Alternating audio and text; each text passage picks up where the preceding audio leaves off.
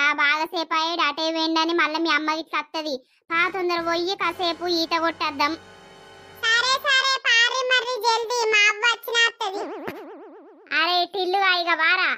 అరే చింటూ నువ్వు కూడా రారా పోదాం. ఊరు వారి నాకు ఈత రాదు కదరా, నాకు భయమై పాడైతుంది వాళ్ళకి రావాలంటే.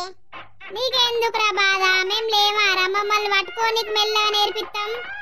మీరు ఇయ్యాల నన్ను ఏదో చేస్తట్టే ఉన్నారు కానీ ఏం